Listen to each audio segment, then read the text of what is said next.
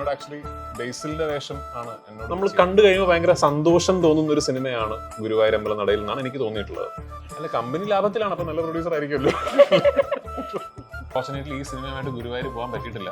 കാരണം ഗുരുവായൂർ അമ്പലം ഇപ്പോൾ ഷൂട്ടിംഗ് തരില്ല. അതുകൊണ്ട് ഞങ്ങൾ ഗുരുവായൂർ അമ്പലം മുഴുവൻ എറണാകുളത്ത് സെറ്റ് ഇടുകയായിരുന്നു. പക്ഷെ ഗുരുവായൂർ ആരും എനിക്ക് തോന്നുന്നില്ല ഈ ക്യാരവൻസ് ഒക്കെ വരുന്നതിന് മുമ്പുള്ളൊരു മലയാള സിനിമയെ ആർക്കും അറിവുണ്ടാവില്ല. എനിക്കുണ്ട്, ഞാൻ ഓൾഡ് ജനറേഷൻ ആയതുകൊണ്ട്. ഞാൻ വന്ന സമയത്ത് ക്യാരവൻസ് ഒന്നും ഇല്ലല്ലോ. ഞാൻ വന്ന സമയത്ത് മോണിറ്റർ ഇല്ല, ഡിജിറ്റൽ ക്യാമറ ഒന്നും ഇല്ല. ഏതോ 15 വയസ്സായാളെ പോലെ അവസാനം എന്നെ ചവിട്ടുന്നു. മറ്റേ ഓട എന്നെ ചവിട്ട്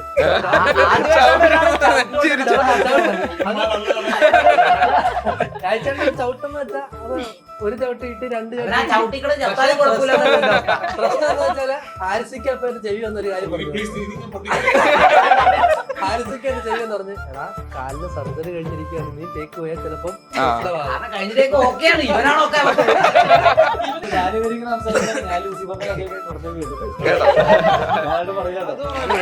ഈ ടോവിനെ അടക്കം ഞങ്ങൾക്ക് ലൂസ് ഇതിന്റെ എമ്പുരാന്റെ സ്ക്രിപ്റ്റ് കൊണ്ട് തരാന്നൊക്കെ പറയുന്നുണ്ട്. അല്ല, ഞങ്ങൾക്ക് കൊണ്ട് തരാൻ മീഡിയാസിന് ഇങ്ങനെ ഒരുമിച്ചിരുന്ന് വായിക്കാം. ഞങ്ങൾ എന്താ അതിനെ കുറിച്ച് ചോദിച്ചാലും പുള്ളി പറയാൻ സ്ക്രിപ്റ്റ് കൊണ്ട് തരാന്ന് പറയും. ചെറിയ പടമാണ്. ഇത്ര എന്താ ഹൈപ്പ് കുറയ്ക്കാൻ ശ്രമിച്ചാലും ആ പടത്തിന്റെ ഹൈപ്പ് കുറയുന്നില്ലല്ലോ. ഞാൻ ഒന്നിനും ശ്രമിക്കുന്നില്ലല്ലോ. ഞാൻ ഹൈപ്പ് കുറയ്ക്കാനോ കൂട്ടാനോ ഒന്നും ശ്രമിക്കുന്നില്ലല്ലോ. ഞാൻ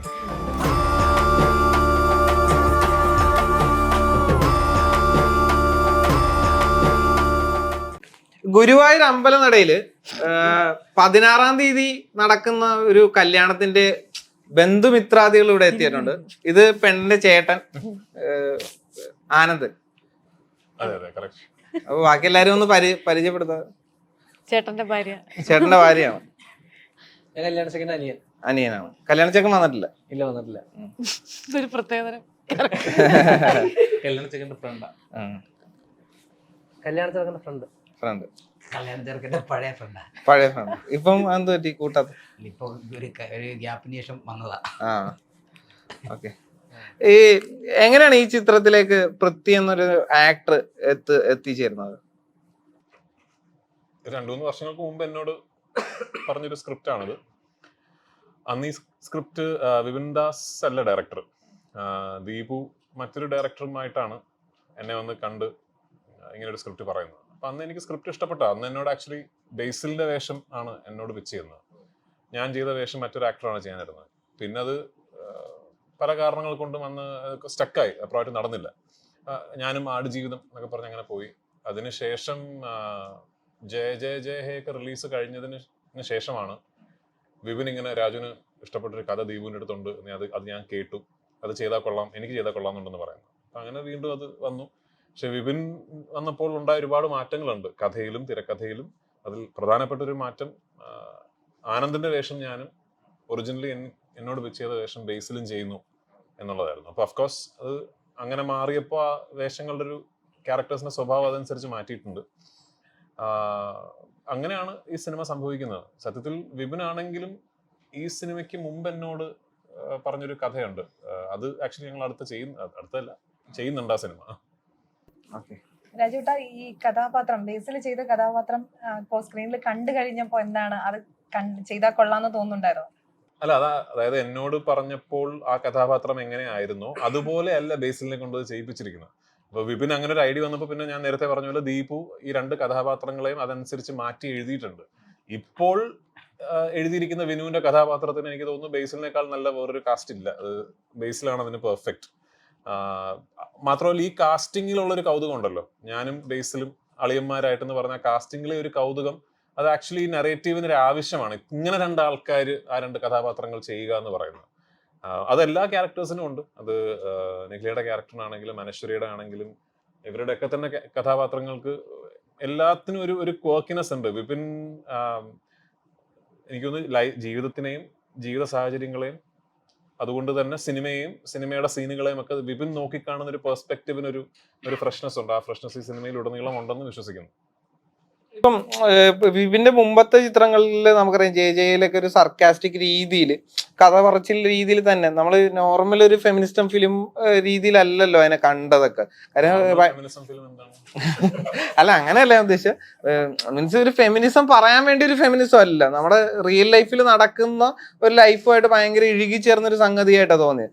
ഇപ്പൊ അതിനുശേഷം പല ആളുകളും പല വീട്ടമ്മമാരും കരാട്ടെ യൂട്യൂബിൽ നോക്കി പഠിച്ച് ഭർത്താക്കന്മാരൊക്കെ ശല്യമായ എന്ന രീതിയിലേക്കൊക്കെ മീൻസ് ശല്യം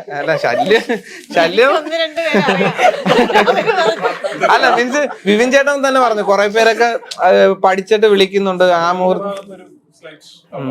മീൻസ് ലൈറ്റ് ആയിട്ട് ഞാൻ പറഞ്ഞ മീൻസ് അങ്ങനത്തെ രീതിയിലൊക്കെ. അങ്ങനെ മാർഷൽ ആർട്സ് പഠിക്കാൻ സ്ത്രീകൾക്ക് ആ സിനിമയിൽ പ്രയോജനമായിട്ടുണ്ടെങ്കിൽ നല്ല കാര്യം. അതെ റൈറ്റ്.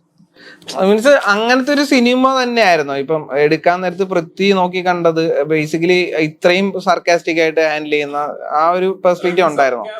അല്ല ഇതൊരു ഈ പറയുന്ന പോലെ വളരെ ഇതിന്റെ സ്ക്രിപ്റ്റ് ആദ്യം ഞാൻ കേട്ടപ്പോൾ തന്നെ ഇതൊരു കഥയുടെ ഒരു കോർ പ്ലോട്ട് പോയിന്റ് ഉണ്ട്. അതിൽ നിന്നാണ് പിന്നെ വികസിച്ച് ഈ കഥയുടെ നെറേറ്റീവ് ഫുൾ ഫോം ആകുന്നത്. ആ കോർ പ്ലോട്ട് പോയിന്റ് എനിക്ക് വളരെ പുതിയതായിട്ട് തോന്നി. അറ്റ്ലീസ്റ്റ് ഞാൻ ഇതിനു മുമ്പ് കേട്ടിട്ടുള്ള കഥകളിലോ അല്ലെങ്കിൽ കണ്ടിട്ടുള്ള സിനിമകളിലോ ഒന്നും തന്നെ ഞാനത് കേൾക്കുകയോ കാണുകയോ ചെയ്തിട്ടില്ല. അത് വളരെ ഫ്രഷ് ആയിട്ട് തോന്നി. പക്ഷെ അത് മാത്രം പുതിയതായതുകൊണ്ട് സിനിമ നന്നാവണമെന്നില്ല. അതിൽ നിന്ന് തുടർന്ന് ദീപു ഒരു വളരെ ഇൻട്രസ്റ്റിംഗ് ഫുൾ സ്ക്രീൻ പ്ലേ ഉണ്ടാക്കിയിട്ടുണ്ട്. അതിലേക്ക് വിപിൻ വന്നപ്പോൾ വിപിന്റെ ഒരു പെർസ്പെക്റ്റീവ് വന്നപ്പോൾ ഈ സിനിമ കുറെ കൂടെ നന്നായി എന്നാണ് ഞാൻ കരുതുന്നത്. വിപിന്റെ ഒരു നെറേറ്റീവ് ഫാഷൻ ഉണ്ട്. അതായത് ഇപ്പൊ ഈ സിനിമയിൽ തന്നെ വിപിൻ ഒരു സീൻ പറയുമ്പോൾ മറ്റൊരു സ്ഥലത്ത് ആ സീനിന്റെ റിയാക്ഷൻ കട്ട് ചെയ്യുന്നത് മറ്റൊരു സീനിൽ നടക്കുന്ന ഒരു കാര്യമായി. അപ്പൊ അങ്ങനെ ഒരു കഥ പറയുന്ന ഒരു രീതിയുണ്ട് വിപിന്റെ. അതൊക്കെ ഇതിലെ ഒരു ഹ്യൂമറിലേക്ക് ഒരുപാട് കോൺട്രിബ്യൂട്ട് ചെയ്തിട്ടുണ്ട് എന്നാണ് എനിക്ക് തോന്നിയത് സിനിമ കണ്ടപ്പോൾ. പിന്നെ ഇത് ഈ സാഹചര്യങ്ങളിലൂടെ സർക്കംസ്റ്റാൻഷ്യൽ ഹ്യൂമർ ആണ്. അപ്പോ ഈ കഥാപാത്രങ്ങളൊക്കെ കടന്നു പോകുന്ന ഒരുപാട് സാഹചര്യങ്ങളാണ് ആക്ച്വലി നമ്മളെ കൂടുതൽ ചിരിപ്പിക്കുക, അല്ലാതെ അവരായിട്ട് ചെയ്യുന്ന കാര്യങ്ങളല്ല.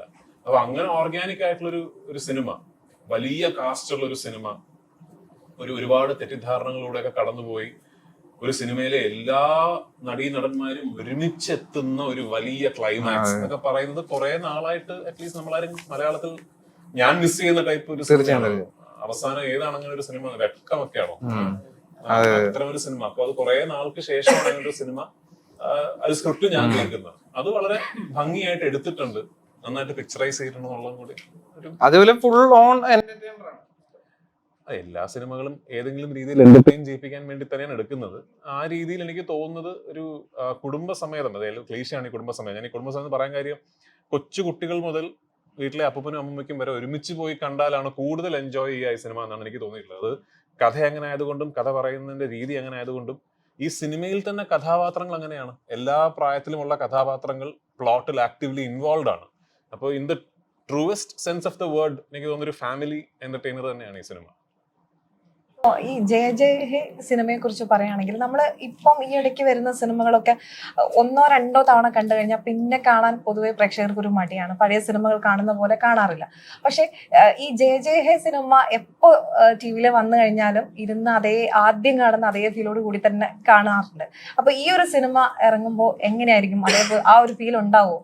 എനിക്ക് തോന്നുന്നു ഈ ഏറ്റവും കൂടുതൽ റിപ്പീറ്റ് വാല്യൂ ഉണ്ടാകുന്ന സിനിമകൾ പലപ്പോഴും കോമഡി ഉള്ള സിനിമകളാണ്. ബിക്കോസ് നമ്മൾ ഈ സിനിമകൾ വീണ്ടും കാണുന്നത് വീണ്ടും ആ വിഷ്വല് കാണാനോ വീണ്ടും ആ തമാശ കേൾക്കാനോ അല്ല.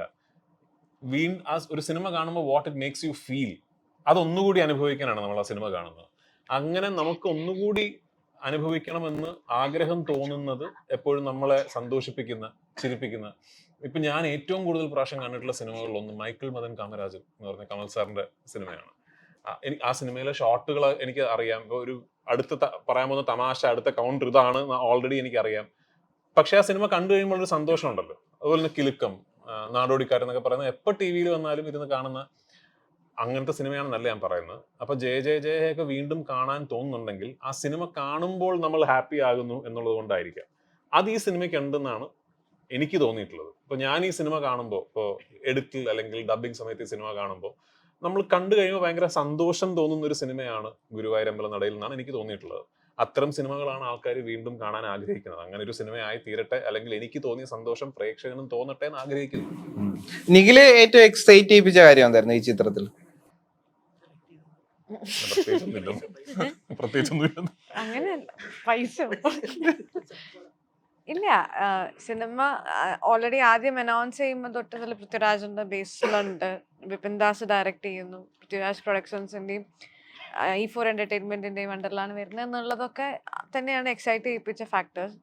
ദീപു ചേട്ടൻ്റെ കൂടെ ഞാൻ ചെയ്യണ 3ാമത്തെ സിനിമയാണ്, അസോസിയേറ്റ് ചെയ്ത് ചെയ്യുന്നത് 3ാമത്. അപ്പം പുള്ളിയുടെ റൈറ്റിംഗ് പാറ്റേൺ എനിക്കറിയാം. അപ്പം അതിൻ്റെ ഒരു കൊമേഴ്ഷ്യൽ സാധ്യത ഉണ്ടാവും, അത് നമുക്ക് കരിയറിൽ നല്ലതാവും എന്നൊക്കെ ഉള്ളത് തന്നെയാണ് ഫാക്ടേഴ്സ്.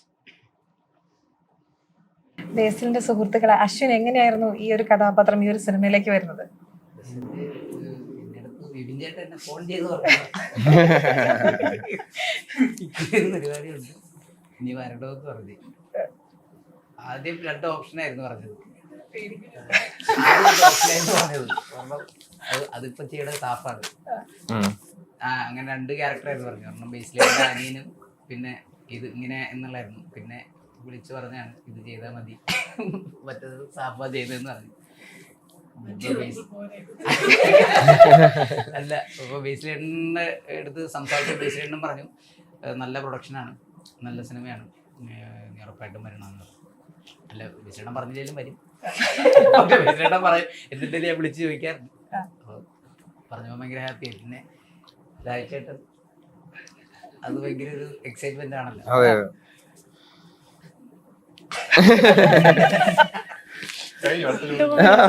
ഓക്കെ, രോമാഞ്ചത്തിന് ശേഷം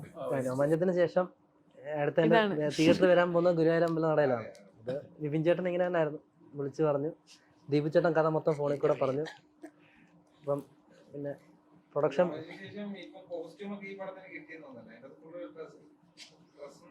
അത് കഥാപാത്രം അനുസരിച്ചാണല്ലോ. അതിനകത്ത് ആ കഥാപാത്രം അത് ആവശ്യപ്പെട്ടു, ഇതിനകത്ത് ഈ കഥാപാത്രം ഇത് ആവശ്യപ്പെട്ടു. അപ്പം എൻ്റെ വിപിൻ ചേട്ടൻ വിളിച്ചു, പിന്നെ ഡേറ്റ് ഒക്കെ പറഞ്ഞു. ഓൾറെഡി വിപിൻ ചേട്ടൻ്റെ വലിയൊരു ഫാനാണ്. മുദ്ദുക തൊട്ടപ്പോൾ തൊട്ടേ എനിക്ക് ഭയങ്കര ഇഷ്ടമാണ് ആ ഡയറക്ടറിനെ. അന്ന് തൊട്ടേ ഞാൻ ഇങ്ങനെ ചാൻസ് ഒക്കെ ചോദിക്കാറുണ്ട്. ഇങ്ങനെയൊന്നും അല്ലല്ലോ നീ പെരുമാറണേ.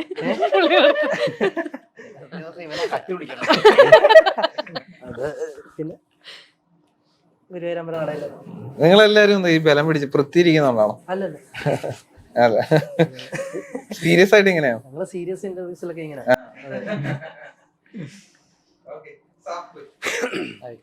ഹായ്. അല്ല, എന്താണ് എന്താ ചോദ്യം കേട്ടില്ല. ബസ്സിനാണോ കാരണമാണോ? അല്ല, ഇതേപോലെ 18+ ഷൂട്ട് കഴിഞ്ഞിട്ട് നിൽക്കുന്ന സമയത്ത് ഫോണിൽ വിളിക്കായിരുന്നു. അപ്പൊ ഇത് എല്ലാവർക്കും ഫോർവേഡ് മെസ്സേജ്. അല്ല, 18+ ഞങ്ങൾ എല്ലാവരും ഉള്ള ഗ്രൂപ്പിൽ ഇങ്ങനെ ഒരു ഓഡിയോ ക്ലിപ്പ് 18+ റൈറ്റർ ഇട്ടു, രവീഷ് ചേട്ടൻ ഇട്ടു. ഇങ്ങനെ വിപിൻ ചേട്ടൻ എന്നെ കുറിച്ച് ചോദിച്ചത് അതിലിട്ടു, ഒരു വോയിസ് ക്ലിപ്പ്. അപ്പൊ എന്നോട് ചോദിച്ചു എന്ത് പറയണം, നല്ലത് പറയണോ, അതെ, മോശം പറയണോ, അങ്ങനെ ഒരു സാധനം ഇട്ടു. ഞാൻ പറഞ്ഞു നല്ലത് പറഞ്ഞാൽ മതി എന്ന് പറഞ്ഞു. പിന്നെ എനിക്ക് വിപിൻ ചേട്ടൻ വിളിച്ച് ദീപു ചേട്ടൻ കഥ പറഞ്ഞു. അങ്ങനെയാണ് വരുന്നത്. ഗ്രൂപ്പിലിട്ടതൊക്കെ എപ്പാ? സത്യം. ഞാൻ പറഞ്ഞ സെയിം വന്നു. ഞാൻ വിപിൻ ചേട്ടനെ വിളിക്കണത് അങ്ങോട്ട് വിളിച്ചു. പോസ്റ്റർ ഇറങ്ങിയപ്പോ എനിക്ക് വിപിൻ ചേട്ടനെ നേരത്തെ അറിയായിരുന്നു. പോസ്റ്റർ ഇറങ്ങിയപ്പോ ഞാൻ വിളിച്ചിട്ടുണ്ടായിരുന്നു, കാര്യം പറഞ്ഞത്. അങ്ങനെ കുറച്ച് കഴിഞ്ഞിട്ട് ചേട്ടൻ വിളിച്ചായിരുന്നു. ആദ്യം ഞാനാണ് വിളിച്ചത്. അങ്ങനെയല്ല, ചിത്രത്തിനെക്കാട്ടിയും ഇപ്പൊ പൃഥ്വി എന്നൊരു ആക്ടർ ഇച്ചിരി കൂടെ ലൗഡ് ആയിട്ടുള്ള ഒരു സംഗതിയാണ് ഉണ്ടത്. ഇപ്പം നമുക്കറിയാം ബേസിലെ ഒരു സേഫ് സോൺ ആണ് ഈ കോമഡി എന്ന് പറയുന്ന സംഗതി. ഇപ്പൊ പൃഥ്വി ഒരു കൾട്ട് പരിപാടി ചെയ്യുന്ന ഒരാളാണ്, അതൊക്കെ. പക്ഷെ എങ്കിലും ഈ സംഗതിയും കൂടെ അല്ല, ബേസിക്കലി എല്ലാ സാധനവും ഓക്കെ ആണെന്ന് ഒരു മൂഡ് അറിയാം. പക്ഷെ കോമഡി ഇച്ചിരി കൂടെ ഒരു ഓവർ ദി ടോപ്പ് ആയിട്ടുള്ള ഒരു പരിപാടിയാണല്ലോ എന്റെ അത് പിടിച്ചിരിക്കുന്നത്. അത് എങ്ങനെയായിരുന്നു വർക്ക്ഔട്ട് ചെയ്ത സംഗതി? പക്ഷെ ഒരു പുതിയൊരു വൃത്തിന്റെ അത് കാണാന്നും പറയുന്നുണ്ടല്ലോ. ഇല്ല, പക്ഷെ അല്ല, എനിക്കങ്ങനെ പുതിയൊരു പ്രത്യേക എനിക്കങ്ങനെ പറയാൻ പറ്റില്ലല്ലോ. ആൾക്കാരല്ലേ കണ്ടിട്ട് പറയണ്ടത്. ഇതിനകത്തെ കഥാപാത്രം, ഇപ്പൊ ഈ കഥാപാത്രം വേറൊരാൾ ചെയ്യാൻ ഇരുന്നപ്പോഴും ഈ ക്യാരക്ടർ ഇങ്ങനെ ആയിരുന്നു. കാരണം എനിക്ക് ഓർമ്മയുണ്ട്, അന്ന് ഞാൻ സ്ക്രിപ്റ്റ് കേട്ടതല്ലേ, അന്ന് ഈ ക്യാരക്ടർ ഇങ്ങനെയാണ്, ഒരു കുറച്ചൊരു എക്സ്ട്രോവേർട്ടിഷ് ആയിട്ടുള്ള, ഇയാൾക്കറിയാത്ത എന്നാൽ ഈ സിനിമയിലെ മറ്റ് കഥാപാത്രങ്ങൾക്കും പ്രേക്ഷകനും അറിയുന്ന ഒരുപാട് കാര്യങ്ങൾ അറിയുന്ന ഒരു ചുറ്റുപാടുണ്ട് ഈ സിനിമയിൽ. അപ്പൊ അതുകൊണ്ട് തന്നെ ഇയാളുടെ ഈ സന്തോഷവും സങ്കടവും ഒക്കെ തന്നെ ബാക്കിയുള്ളവരിൽ നിന്ന് വളരെ ലൗഡായിട്ട് നിൽക്കണം എന്നൊരു സ്വഭാവം ഈ സ്ക്രിപ്റ്റിലുണ്ട്. പിന്നെ വിപിൻ പറഞ്ഞ പോലെയാണ് ചെയ്യുന്നത്. ആൾക്കാർക്ക് ഇഷ്ടപ്പെടട്ടെ എന്ന് പ്രാർത്ഥിക്കുന്നു. രാജുവേട്ടാ, ഇപ്പം സുപ്രിയ ആണ് ഇത് പ്രൊഡ്യൂസ് ചെയ്തിരിക്കുന്നത്. അപ്പോ സുപ്രിയ എന്നൊരു പ്രൊഡ്യൂസറെ കുറിച്ച് പറയുകയാണെങ്കിൽ എങ്ങനെയാണ്? ഭയങ്കര കർക്കശക്കാരിയായ ഒരു പ്രൊഡ്യൂസറാണോ? അല്ല, കമ്പനി ലാഭത്തിലാണ്, അപ്പൊ നല്ല പ്രൊഡ്യൂസർ ആയിരിക്കുമല്ലോ. സുപ്രിയ ആക്ച്വലി ഒരു സിനിമ പ്രൊഡ്യൂസ് ചെയ്യുന്നതിന്റെ ഏറ്റവും ബുദ്ധിമുട്ടുള്ള കാര്യങ്ങൾ എന്ന് വെച്ചാൽ ഒട്ടും ഗ്ലാമറസ് അല്ലാത്ത വശമാണ്. അതിനകത്തൊരു ചെയ്യാൻ ഏറ്റവും രസമുള്ള കാര്യങ്ങളാണ് ഞാൻ ചെയ്യുന്നത്. അതായത് ക്രിയേറ്റീവ് ആയിട്ടുള്ള, ഇപ്പോൾ ഇന്ന സ്ക്രിപ്റ്റ് ചെയ്യാം എന്ന് തീരുമാനിക്കുക, അല്ലെങ്കിൽ ആ സ്ക്രിപ്റ്റിലേക്ക് അത്തരം ക്രിയേറ്റീവ് കോൺട്രിബ്യൂഷൻസ് കൊടുക്കുക. അതൊക്കെയാണ് ചെയ്യാൻ വളരെ എൻജോയ് ചെയ്ത് ചെയ്യാൻ പറ്റുന്ന കാര്യങ്ങൾ. ഇതിന് ഒട്ടും എൻജോയ്മെന്റ് ഇല്ലാത്ത കാര്യങ്ങളാണ് ആക്ച്വലി ഒരു പ്രൊഡക്ഷൻ സസ്റ്റെയിൻ ചെയ്ത് പോകണമെങ്കിൽ ഏറ്റവും പ്രധാനം. കൃത്യമായിട്ടുള്ള ഫൈനാൻഷ്യൽ ഡിസിപ്ലിൻ മെയിൻറ്റെയിൻ ചെയ്യുക, പൈസ മുടക്കേണ്ടടുത്ത് ആ പൈസ മുടക്കുക തന്നെ ചെയ്യുക, പൈസ സേവ് ചെയ്യേണ്ടടുത്ത് പൈസ സേവ് ചെയ്യുക എന്ന് പറയുന്ന കാര്യങ്ങൾ. അത് തീർച്ചയായിട്ടും പൃഥ്വിരാജ് പ്രൊഡക്ഷൻസിന്റെ കാര്യം പറയുകയാണെങ്കിൽ സുപ്രിയാണ് അത് ഹാൻഡിൽ ചെയ്യുന്നത്. സുപ്രിയക്കൊപ്പം ഓഫ്കോഴ്സ് നമ്മുടെ എക്സിക്യൂട്ടീവ് പ്രൊഡ്യൂസർ ഹാരിസ് ഉണ്ട്. ഈ സിനിമയെ സംബന്ധിച്ചിടത്തോളം E4 എന്റർടൈൻമെന്റ് കോ പ്രൊഡ്യൂസേഴ്സ് ആണ്. അവർ ഇൻഡസ്ട്രിയിലെ ലീഡിംഗ് ബാനേഴ്സിലൊന്നും വളരെ എക്സ്പീരിയൻസ്ഡ് ആയിട്ടുള്ള പ്രൊഡ്യൂസേഴ്സുമാണ്. മൂന്നാമത്തെ സിനിമയാണ് ഞങ്ങൾ ഒരുമിച്ച് ചെയ്യുന്നത്. ആദ്യം എസ്ര, രണ്ടാമത് ബ്രഹ്മം, ഇപ്പോൾ ഗുരുവായൂർ അമ്പലനടയിൽ. നമ്മൾ ബ്രഹ്മം കഴിഞ്ഞ സമയത്ത് തന്നെ തീരുമാനിച്ചാണ് നമുക്കൊരു കോ പ്രൊഡ്യൂസേഴ്സ് ആയിട്ട് ഒരു സിനിമ എന്തായാലും ചെയ്യണമെന്ന്. ഇപ്പോൾ ഗുരുവായൂർ അമ്പലനടയിൽ May 16 റിലീസാവുന്നു. അതിന്റെ റിസൾട്ട് എന്ത് തന്നെയാണെങ്കിലും പൃഥ്വിരാജ് പ്രൊഡക്ഷൻസും E4 ഒരുമിച്ച് ഇനിയും സിനിമകൾ ചെയ്യും. മലയാള സിനിമ ഓൾറെഡി ഇപ്പൊ 100 കോടി 200 കോടി ക്ലബ്ബ് എന്നൊരു നോട്ടത്തിലേക്ക് മാറിയിരുന്നല്ലോ. ഇപ്പൊ മലയാള സിനിമയിൽ ഒരു പടം നല്ലതാണ് എന്ന അർത്ഥത്തിൽ അറിഞ്ഞാൽ തന്നെയും പടം നല്ല പടമാണോ ചീത്ത പടമാണോ എന്നതിലപ്പുറം ബേസിക്കലി ഇന്നിപ്പം തമിഴ്നാട്, തെലുങ്ക് അങ്ങനെയുള്ള ഭാഷകളിലൊക്കെ റീഡബ് ചെയ്തോ ഇല്ലെങ്കിലൊക്കെ നമ്മുടെ ഭാഷയിൽ തന്നെ ഓടിക്കഴിഞ്ഞാൽ മാത്രമേ ഒരു പടത്തിനെ സക്സസ്ഫുൾ ആയിട്ട് കാണുന്ന ഒരു രീതിയിലേക്ക് വന്നിട്ടുണ്ട്. ഇപ്പൊ 100 കോടിയിൽ കയറിയോ 200 കോടിയിൽ കയറിയോ ഇങ്ങനത്തെ ഒരു നോട്ടമായി, ഇല്ലെങ്കിൽ അങ്ങനത്തെ ഒരു പെർസ്പെക്റ്റീവായി മാറി. ഇൻഡസ്ട്രിക്ക് ഇതൊരു ഹെൽത്തി ആയിട്ടുള്ള ഒരു പെർസ്പെക്റ്റീവ് ആണോ ബേസിക്കലി? പിന്നെ തീർച്ചയായിട്ടും കൂടുതൽ പൈസ കിട്ടുക എന്ന് പറഞ്ഞാൽ കൂടുതൽ ആൾക്കാർ സിനിമ കാണുന്നത് തന്നെയാണല്ലോ അർത്ഥം.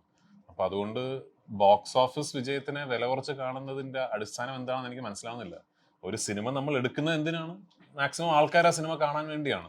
മാക്സിമം ആൾക്കാർ ആ സിനിമ കണ്ടു എന്നുള്ളതിന്റെ തെളിവാണ് കളക്ഷൻ കൂടുക എന്ന് പറയുന്നത്. അപ്പോൾ തീർച്ചയായിട്ടും മലയാള സിനിമ അതിന്റെ തിയേറ്ററിക്കൽ ബിസിനസ് അല്ലെങ്കിൽ തിയേറ്ററിക്കൽ റവന്യൂ എന്ന് പറയുന്നതിൽ വലിയ രീതിയിൽ ഒരു വളർച്ചയുണ്ടായി അല്ലെങ്കിൽ ഒരു കുതിപ്പുണ്ടായി എന്ന് പറയുന്നത് തീർച്ചയായിട്ടും ഏറ്റവും സന്തോഷമുള്ള കാര്യമാണ്. ഈ പറയുന്ന പോലെ അൾട്ടിമേറ്റ്ലി എന്ത് സ്ട്രീമിംഗ് റൈറ്റ്സ് ഉണ്ടെന്ന് പറഞ്ഞാലും സാറ്റലൈറ്റ് റൈറ്റ്സ് ഉണ്ടെന്ന് പറഞ്ഞാലും സിനിമ എടുക്കുന്നത് അതിനു വേണ്ടിയൊന്നുമല്ല. സിനിമ എടുക്കുന്നത് തിയേറ്ററിൽ ആൾക്കാർ വന്ന് കാണാൻ വേണ്ടി തന്നെയാണ് സിനിമ എടുക്കുന്നത്. അപ്പൊ ആ മേഖലയിൽ വളർച്ച ഉണ്ടാകുന്നു എന്ന് പറയുന്നത് വലിയ സന്തോഷമുള്ള കാര്യം. അടുത്തിടയ്ക്കായിട്ട് മലയാള സിനിമ കൈവരിച്ച വലിയ വിജയങ്ങൾ ആ രീതിയിൽ അതിന്റെ ഒരു പിന്തുടർച്ചയാകട്ടെ ഗുരുവായൂർ അമ്പലനടയിലും ഇനി ഇറങ്ങുന്ന എല്ലാ സിനിമകളും എന്ന് ഞാൻ ആത്മാർത്ഥമായിട്ട് ആഗ്രഹിക്കുന്നു.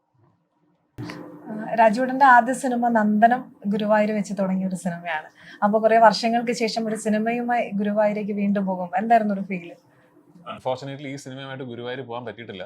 കാരണം ഗുരുവായൂർ അമ്പലം ഇപ്പോൾ ഷൂട്ടിങ്ങിന് തരില്ല. അതുകൊണ്ട് ഞങ്ങൾ ഗുരുവായൂർ അമ്പലം മുഴുവൻ എറണാകുളത്ത് സെറ്റ് ഇടുകയായിരുന്നു. പക്ഷെ ഗുരുവായൂർ ഷൂട്ട് ചെയ്തിരുന്നു, അമ്പലത്തിനുള്ളിലല്ല, ഗുരുവായൂർ ടൗണിലൊക്കെ ഷൂട്ട് ചെയ്തിരുന്നു. അപ്പോൾ എപ്പോഴും ലൊക്കേഷനിലൊക്കെ പോകുമ്പോൾ അങ്ങനെ നന്ദനത്തിന്റെ ഷൂട്ടിംഗ് എന്ന് മാത്രമല്ല, നന്ദനത്തിന്റെ ഷൂട്ടിംഗ് തുടങ്ങുന്നതിന് മാസങ്ങൾക്ക് മുമ്പ് ആ സിനിമയുടെ പൂജ നടന്നതും ഗുരുവായൂർ അമ്പലത്തിൽ വെച്ചിട്ടാണ്. അപ്പോൾ അത് തീർച്ചയായിട്ടും എൻ്റെ ഒരു പ്രൊഫഷണൽ ലൈഫ് തുടങ്ങിയത് അവിടെ വെച്ചാണ് എന്നുള്ളതിൻ്റെ ഒരു ഓർമ്മ എപ്പോഴും ഉണ്ട്. ഇപ്പോൾ സിനിമ ഷൂട്ടിംഗ് അവിടെ പെർമിഷൻ കൊടുക്കാറില്ല ഗുരുവായൂർ അമ്പലത്തിൽ. ഇപ്പം ഇത്രയും സ്റ്റാർ കാസ്റ്റ് ഉള്ള ഒരു ചിത്രമാണല്ലോ, അത് നിങ്ങൾക്ക് എത്രത്തോളം ആ സെറ്റിൽ ഒരു വൈബ്രൻസി എത്രത്തോളം ഉണ്ടായിരുന്നു? എല്ലാവർക്കും അറിയാവുന്ന ക്വസ്റ്റ്യൻ. നല്ലായിരുന്നു, സൂപ്പറായിരുന്നു.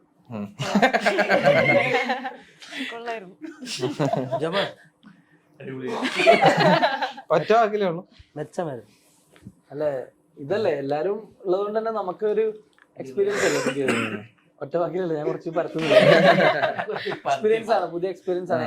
എന്നെ സംബന്ധിച്ചിട്ട് പുതിയൊരു ഫീൽഡിലാണ് ഞാൻ ഇപ്പോൾ ഉള്ളത്. ഇത്രയും കാലം ഞാൻ ചെയ്യാത്തൊരു കാര്യമായിരുന്നു. അപ്പോൾ ഓരോരുത്തർ രാജേട്ടനെ കാണുന്നതും ബേസിലേട്ടനെ കാണുന്നതും ഒക്കെ എനിക്ക് ഭയങ്കര എക്സൈറ്റ്മെന്റ് ആയിരുന്നു. അത് തന്നെയായിരുന്നു, എക്സൈറ്റ്മെന്റ് ആയിരുന്നു ത്രൂ ഔട്ട്. ഇപ്പൊ തെങ്കാശി പട്ടണം, ഈ പറഞ്ഞ പോലെ വെട്ടം, അങ്ങനത്തെ ചിത്രങ്ങളിലും ഇപ്പൊ മലയാളത്തില് ഇച്ചിരി കൂടെ സീരിയസ് ആയിട്ടാണല്ലോ സിനിമകളെ സമീപിക്കുക. അപ്പൊ അതിൽ നിന്നൊക്കെ മാറി ഇപ്പൊ ഫുൾ ഓൺ ഒരു എന്റർടൈൻ പാക്ഡ് ആയിട്ടുള്ള ഒരു ചിത്രമായിട്ടാണല്ലോ വന്നിരിക്കുന്നത്. അത് എത്രത്തോളം ഷൂട്ടിംഗ് പ്രോസസ്സിൽ നിങ്ങൾ എൻജോയ് ചെയ്തു? ജനറലി ഈ കോമഡി സിനിമകൾ ഷൂട്ട് ചെയ്യുന്ന സമയത്ത് വലിയ കോമഡികൾ ഉണ്ടാവാറില്ല. കാരണം നമ്മളിത് റിപ്പീറ്റഡ്ലി ഒരേ കാര്യങ്ങൾ നമ്മൾ റിപ്പീറ്റഡ്ലി പറഞ്ഞുകൊണ്ടിരിക്കുമ്പോൾ നമുക്ക് അതിൻ്റെ കോമഡി നഷ്ടപ്പെട്ടു പോകും. അപ്പോൾ അത് കറക്റ്റായിട്ട് എക്സിക്യൂട്ട് ചെയ്ത് പുറത്തിലേക്ക് എത്തിക്കുക എന്ന് പറയുന്നതാണ് നമ്മൾ ചെയ്യാൻ തോന്നുന്നത്. അപ്പോൾ അത് ഷൂട്ട് ചെയ്യുന്ന സമയത്ത് അങ്ങനെ ഒരു പ്രാവശ്യം ഫസ്റ്റ് ടേക്ക് സെക്കൻഡ് ടേക്കിനൊക്കെ വരെ ഈ കോമഡി അവിടെ നിൽക്കുള്ളൂ. പിന്നെ ഒരു 5 ടേക്കൊക്കെ പോയി കഴിഞ്ഞ് കഴിഞ്ഞാൽ ഇത് പിന്നെ ചിരിക്കാൻ ആളുണ്ടാവില്ല, നമ്മുടെ സെറ്റിൽമെൻറ്റ് ഉണ്ടാവില്ല. അപ്പം അങ്ങനെ അല്ല, ജനറലി ഈ സിനിമയുടെ ഷൂട്ടിംഗ് പ്രോസസ്സ് ഭയങ്കര ലൈറ്ററായിരുന്നു. അങ്ങനെ ഭയങ്കര സ്ട്രെസ്ഡ് ആയിട്ടോ ഭയങ്കര എന്താ പറയുക ടെൻഷനോടുകൂടിയോ അങ്ങനെയുള്ള ഒരു പ്രോസസ്സ് ആയിരുന്നില്ല. എല്ലാവരും വളരെ എൻജോയ് ചെയ്ത് ഷൂട്ട് ചെയ്യുന്ന പോലത്തെ ഒരു സിനിമയായിരുന്നു. ഭയങ്കര റിലാക്സ്ഡ് ആയിട്ട് ഷൂട്ട് ചെയ്തൊരു സിനിമയായിരുന്നു. അങ്ങനെ ഇപ്പം ഈ പറയുന്ന കോമഡികൾക്കെല്ലാം നമ്മളിങ്ങനെ ബാക്ക് ടു ബാക്ക് ചിരിച്ചുകൊണ്ടിരിക്കുക അങ്ങനെ ഒരു സെറ്റപ്പ് കോമഡി സിനിമകൾ ഷൂട്ട് ചെയ്യുമ്പോൾ ഉണ്ടാവില്ല എന്നാണ് എൻ്റെ ഒരു ഇതിന്റെ ക്ലൈമാക്സ് ഒരു 24 ദിവസം ഞങ്ങൾ ഗുരുവായൂർ അമ്പലത്തിന്റെ സെറ്റിൽ ഷൂട്ട് ചെയ്തിരുന്നു. ഞാൻ നേരത്തെ പറഞ്ഞത് ഇതിന്റെ ക്ലൈമാക്സ് എന്ന് പറയുന്ന ഈ സിനിമയിലെ എല്ലാ ആർട്ടിസ്റ്റും ഒരുമിച്ച് ആ സീനിലുണ്ട്. അപ്പൊ ഇവരാരും എനിക്ക് തോന്നുന്നില്ല ഈ കാരവൻസ് ഒക്കെ വരുന്നതിന് മുമ്പുള്ളൊരു മലയാള സിനിമയെ ഇവർക്കാർക്കും അറിവുണ്ടാവില്ല. എനിക്കുണ്ട്, ഞാൻ ഓൾഡ് ജനറേഷൻ ആയതുകൊണ്ട്. ഞാൻ വന്ന സമയത്ത് കാരവൻസ് ഒന്നും ഇല്ലല്ലോ. ഞാൻ വന്ന സമയത്ത് മോണിറ്റർ ഇല്ല, ഡിജിറ്റൽ ക്യാമറ ഒന്നും ഇല്ല. ഏതോ 15 വയസ്സായാളെ പോലെ. അപ്പൊ ഇതിന്റെ ഞാൻ ജഗദീഷേട്ടനോട് സംസാരിച്ച കാര്യം ഇത്. ഇതിന്റെ ക്ലൈമാക്സ് ഷൂട്ടിംഗ് സമയത്ത് എല്ലാവരും സെറ്റിനകത്ത് വന്നു കഴിഞ്ഞാൽ പിന്നെ ഓരോ ഷോട്ട് കഴിഞ്ഞ് കാരവനിലേക്കൊന്നും പോക്കൊന്നും ഉണ്ടായിരുന്നില്ല. അപ്പോൾ ഒരു ദിവസം പെട്ടെന്ന് ഞാൻ നോട്ടീസ് ചെയ്യാം. അപ്പോൾ കുറേ ആർട്ടിസ്റ്റുകൾ 10-25 ആർട്ടിസ്റ്റുകൾ കസേരയിട്ട് ഒരുമിച്ചിരുന്ന് പരസ്പരം സംസാരിക്കുന്നത് ഒരു സിനിമാ സെറ്റിൽ ഞാൻ കണ്ടത് കുറേ വർഷങ്ങൾക്ക് ശേഷം. അടുത്തെങ്ങും ഞാനത് കണ്ടിട്ടില്ല. അപ്പൊ എനിക്കത് പണ്ടത്തെ ഞാൻ ചെയ്ത ചില സിനിമകളുടെ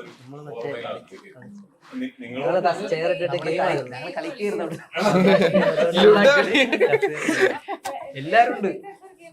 കോടതി കള്ളം കളിച്ച് ഭയങ്കര ഇൻട്രസ്റ്റിംഗ് ആർട്ടിസ്റ്റിൽ നീലയൊക്കെ ടേക്ക് അവിടെ ഓക്കെ ആണോ നോക്കാൻ വീട്ടുകളിലൊക്കെ പോലും പോയില്ല. ഓടി കളിക്കാൻ വരും, ബാക്കി തീർക്കാൻ വരും.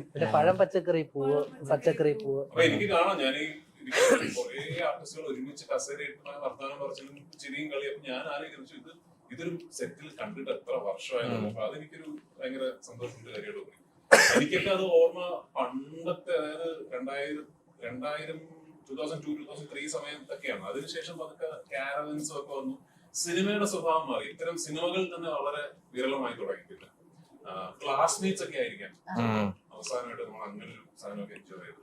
അപ്പൊ അതൊരു റിഫ്രഷിംഗ് മെമ്മറിയാണ്. ഈ പൃഥ്വിയായിട്ടുള്ള വൈബ് നിങ്ങളുടെ എങ്ങനെ ഉണ്ടായിരുന്നു?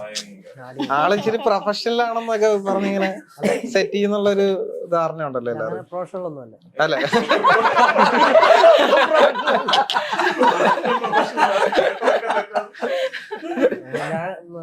നമുക്ക് വരുന്നതിന് മുമ്പ് ജാടയാണെന്നൊക്കെ അങ്ങനെ അടിപൊളിയാണ്. അത്രയ്ക്ക് ജാടയില്ല. ഇല്ല എല്ലാവരും ആർട്ടിസ്റ്റിനോട് ചെറിയൊരു ജാട. രാജേട്ടനെ സംബന്ധിച്ചിടത്തോളം അങ്ങനെ ഉണ്ടാവില്ലായിരിക്കും. പക്ഷെ അല്ല, അങ്ങനെയല്ല ഇപ്പൊ പറഞ്ഞ പോലെ അങ്ങനത്തെ പോലും ഉണ്ടാവില്ല. നമ്മള് ആൾക്ക് കൊടുക്കുന്ന ഒരു റെസ്പെക്ട് നമ്മൾ കാണാൻ ആഗ്രഹിക്കുന്ന ഒരു ഇതുകൊണ്ട് നമ്മുടെ ഉള്ളിൽ ഒരു സാധനം ഉണ്ട്. നമ്മുടെ കാഴ്ചയുടെ അതാണ് നമ്മള് സത്യം പറഞ്ഞാൽ എന്തായിരിക്കും വിചാരിക്കാം. അല്ല ഏതെങ്കിലും ടേക്കില് ഞങ്ങൾ ഒരുമിച്ചൊക്കെ നിൽക്കുന്ന ടേക്കില് രാജേട്ടൻ ഇപ്പൊ സാഫിനെ അറിയാതെ ഒന്ന് മോനെ മാറുമെന്ന് പറഞ്ഞാൽ സാഫ് അന്നത്തെ ദിവസം ഹാപ്പിയാണ്. പൊസിഷൻ വരെ മാറി. ഒരു ഷോട്ടിലെന്തോ വഴക്ക് പറഞ്ഞ മറ്റുമാണ്, ദേഷ്യം പിടിച്ച മറ്റുമാണ്. അവനത് ഞാനായിട്ടൊരു ഡയലോഗ് ഉണ്ടായെന്നൊക്കെ പറഞ്ഞു. ചവിട്ടുന്ന ഷോട്ടുണ്ട്. അപ്പം എന്നെ അങ്ങനെ തൊട്ടൊന്നുമില്ല. അവസാനം എന്നെ ചവിട്ടുന്നു. മറ്റേ ഓടാ എന്നെ ചവിട്ട്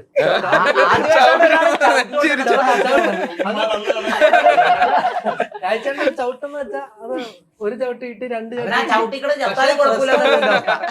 വെച്ചാല് ഹാരിസിക്ക് അപ്പൊ എന്റെ ചെവി വന്നൊരു കാര്യം പറഞ്ഞു. ഹാരിസിക്ക് എന്റെ ചെവി എന്ന് പറഞ്ഞ്, എടാ കാലിന് സർജറി കഴിഞ്ഞിരിക്കുകയാണ്, നീ ടേക്ക് പോയാൽ ചിലപ്പം ചവിട്ടിട്ട് സ്വിച്ച് കിടക്കാം. സാഫ് എന്താ പറയാ, അല്ലെ ഞാനത് എനിക്ക് ഒരു അബദ്ധം പറ്റിയെന്ന് എനിക്ക് ഭയങ്കര ഇഷ്ടപ്പെട്ടു. കാരണം ഒരു സീനിൽ രാജേട്ടൻ ചവിട്ടുന്ന സമയത്ത് എല്ലാരും ഇങ്ങോട്ട് മാറണം, ഞാൻ അറിയാണ്ട് ഇങ്ങോട്ട് മാറിപ്പോയി. അപ്പൊ ആ ഷോട്ട് ഓക്കെ. പിന്നെ ഞാൻ അവിടെയാണ്, അതായത് രാജേട്ടന്റെയും ബൈച്ചേട്ടന്റെ ഇടയിലാണ് ഞാൻ നിൽക്കുന്നത്. ഞാൻ ഹാപ്പി ആയി. ഒരു 10 ദിവസം ആ സീൻ എടുക്കണ മൊത്തം ദിവസം ഉച്ച കഴിഞ്ഞ് വൈകിട്ട് വരെ ഞങ്ങൾ ഫ്രീ ആയിരുന്നു. അല്ല ഞാനിവരിങ്ങനെ സംസാരിക്കാൻ ഞാൻ ലൂസിഫറിന്റെ കഥയൊക്കെ കുറച്ചൊക്കെ കേട്ടു. ഞാനോട് പറയില്ലട്ടോ. അത് പറഞ്ഞപ്പോഴേ ഈ ടോവിനെ അടക്കം ഞങ്ങൾക്ക് ലൂസിഫർ ഇതിന്റെ എമ്പുരാന്റെ സ്ക്രിപ്റ്റ് കൊണ്ട് തരാന്നൊക്കെ പറയുന്നുണ്ടോ? നിങ്ങൾ വിശ്വസിച്ചില്ലേ? അല്ല ഞങ്ങൾക്ക് കൊണ്ട് തരാൻ മീഡിയാസിന് ഇങ്ങനെ ഒരുമിച്ചിരുന്ന് വായിക്കാം. ഞങ്ങൾ എന്താ അതിനെ കുറിച്ച് ചോദിച്ചാലും പുള്ളി പറയാൻ സ്ക്രിപ്റ്റ് കൊണ്ട് തരാന്ന് പറയും. വായിച്ചോളൂ, അങ്ങനെ വലിയ ഞെട്ടിക്കുന്ന പുതുമയുള്ള ചെറിയ പടമാണ്. അയ്യോ അതിന്റെ സ്ക്രിപ്റ്റ് വായിച്ച നമ്മള് ഇത്ര എന്താ ഹൈപ്പ് കുറയ്ക്കാൻ ശ്രമിച്ചാലും ആ പടത്തിന്റെ ഹൈപ്പ് കുറയുന്നില്ലല്ലോ. ഞാൻ ഒന്നിനും ശ്രമിക്കുന്നില്ലല്ലോ. ഞാൻ ഹൈപ്പ് കുറയ്ക്കാനോ കൂട്ടാനോ ഒന്നും ശ്രമിക്കുന്നില്ലല്ലോ ഞാൻ. രാജുവേട്ട ഇപ്പൊ ഇവര് കുറേ തമാശകൾ പറഞ്ഞല്ലോ. അപ്പൊ ഇവരുടെ കൂട്ടത്തിൽ ഇരുന്നപ്പോ രാജുവേട്ടൻ അങ്ങനത്തെ എന്തൊക്കെ ഓർമ്മകളാണുള്ളത്? ഓർമ്മകളോ? അല്ല ഇപ്പൊ ഇതൊരു പുതിയ ജനറേഷൻ ഓഫ് ആക്ടേഴ്സ് അല്ലേ. ഞാൻ ഇപ്പോ ഇപ്പോഴും മലയാളത്തില് ലാലേട്ടനെ മമ്മൂക്കയെ പോലുള്ള ലെജൻസ് ഒക്കെ അഭിനയിക്കുന്നത് കൊണ്ട് മാത്രമാണ് എന്നെയൊക്കെ ഇപ്പോഴും യങ്ങർ ജനറേഷൻ ആയിട്ട് കാണുന്നത് അല്ലെ. അല്ലെങ്കിൽ ഇപ്പൊ ഞാൻ അഭിനയിച്ചു തുടങ്ങിയിട്ട് 20 വർഷത്തിൽ കൂടുതലായി. നേരത്തെ പറഞ്ഞു. അതെ ഞാൻ സെൻസ് ഇപ്പോഴും എന്നെയൊക്കെ കാറ്റഗറൈസ് ചെയ്തിരിക്കുന്നത് യങ്ങർ ആക്ടേഴ്സിന്റെ ബ്രാക്കറ്റിൽ ആവാൻ കാരണം അങ്ങനത്തെ ലെജൻസ് ഇപ്പോഴും ഇത്രയും ആക്റ്റീവ് ആയിട്ട് ഇവിടെ ഇൻഡസ്ട്രിയിൽ ഉള്ളത് കൊണ്ടാണ്. പക്ഷെ മൈ ജനറേഷൻ ഓഫ് ആക്ടേഴ്സ്, ഇപ്പൊ ഞാൻ ജയസൂര്യ, എന്റെ ചേട്ടൻ, നമ്മൾ തന്നെ ഇതിനിടയ്ക്ക് എത്രയോ പുതിയ ആക്ടേഴ്സ് വരുന്നത് കണ്ടു. ഇപ്പം നേരത്തെ പറഞ്ഞ ടൊവിനോ ഒക്കെ അവരുടെയൊക്കെ ഒരു ഇൻട്രോ സിനിമയിലേക്ക് വരുന്ന കാലം മുതൽ ഇന്ന് വരെയുള്ള ഗ്രോത്ത് ഒക്കെ നമ്മൾ കണ്ടതല്ലേ. അപ്പൊ അതുപോലെ ഒരു പുതിയ സെറ്റ് ഓഫ് ആക്ടേഴ്സ് ആണ്. നാളെ ഇവരൊക്കെ വലിയ സ്റ്റാർസ് ആകട്ടെ എന്ന് ഞാൻ ആത്മാർത്ഥമായിട്ട് ആഗ്രഹിക്കുന്നു. ചോദിച്ചേട്ടൻ എല്ലാ സ്റ്റേജിലും പറയുന്നുണ്ട് ഞങ്ങളെ കൈപിടിച്ചുകൊണ്ടെന്ന്. അതേപോലെ ഞങ്ങൾക്കും പറയാനൊരു അവസരം. ഞങ്ങളുടെ കൈകളും കൂടെ അതിനുള്ള ശ്രമം ലൊക്കേഷൻ നടത്തിയിരുന്നു. ജസ്റ്റ് അവളെ കാലത്ത് ചേട്ടൻ പുറത്താണ്. ഇപ്പൊ രാജേട്ടൻ നോക്കാൻ നേരത്തൊക്കെ ഇച്ചിരി കൂടുതൽ ഇത് മുഖഭാവം ഒക്കെ ഇടാൻ വേണ്ടി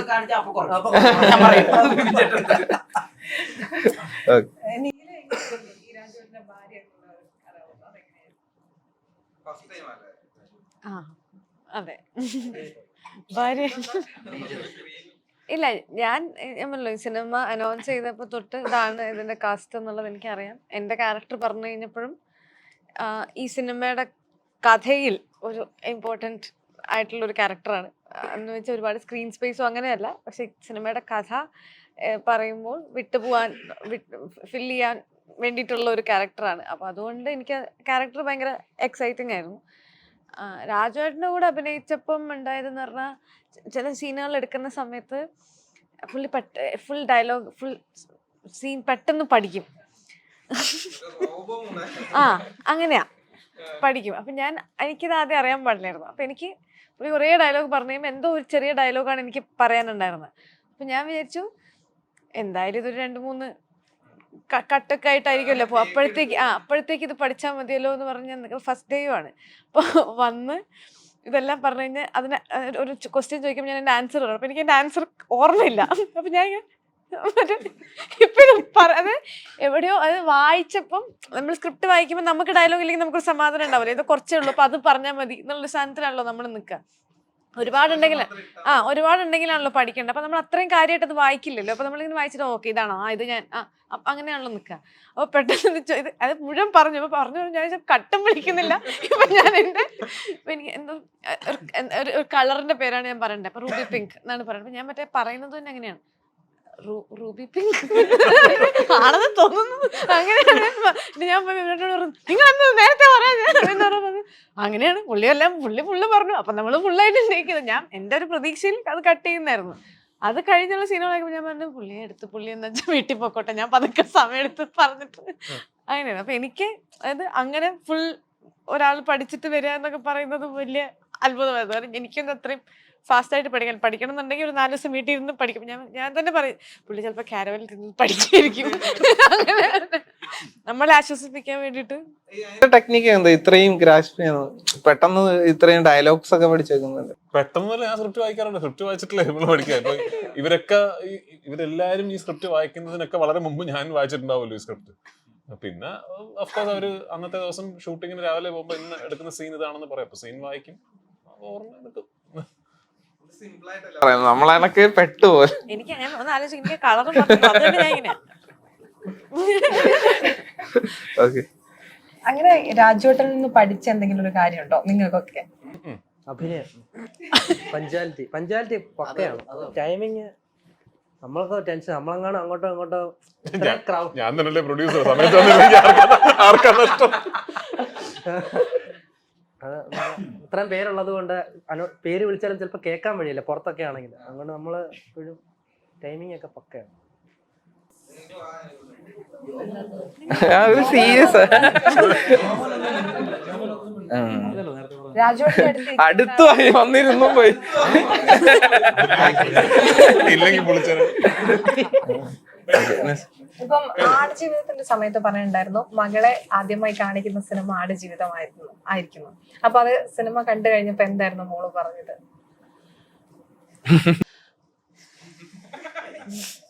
ഞാൻ ആ സമയത്ത് തന്നെ എക്സ്പ്ലെയിൻ ചെയ്താ, ഒന്നുകൂടെ എക്സ്പ്ലെയിൻ ചെയ്യാം. അതായത് അന്നൊരു ഇംഗ്ലീഷ് മാസിക ഇംഗ്ലീഷിൽ ഒരു ചോദ്യം ചോദിച്ചപ്പോൾ, ചോദ്യം ഇംഗ്ലീഷ് ആയതിന്റെ പേരിൽ ഉത്തരം ഞാൻ ഇംഗ്ലീഷിൽ പറഞ്ഞപ്പോൾ, ആ ഇംഗ്ലീഷ് ഉത്തരം മലയാളത്തിലേക്ക് പരിഭാഷ ചെയ്യപ്പെട്ടപ്പോൾ ഒരുപാട് ഇൻഫർമേഷൻ മിസ്സായിപ്പോയി. എൻ്റെ മകളെ ഞാൻ എൻ്റെ സിനിമകൾ കാണിച്ചിട്ടില്ല എന്നൊരിക്കൽ ഞാൻ അഭിപ്രായപ്പെട്ടത് എന്താണെന്ന് ചോദിച്ചു. അപ്പോൾ അതിന് വേറെ കുറെ അഭിപ്രായങ്ങൾ വന്നല്ലോ. അപ്പോൾ എങ്ങനെയാണ് വന്നിട്ട് കുടുംബസമേതം സിനിമ കാണണം? അപ്പം അന്ന് ഞാൻ എക്സ്പ്ലെയിൻ ചെയ്യുണ്ടായി. എൻ്റെ മകൾ ഇപ്പോഴും 9 വയസ്സായിട്ടുള്ളൂ, 10 വയസ്സായിട്ടുള്ളൂ.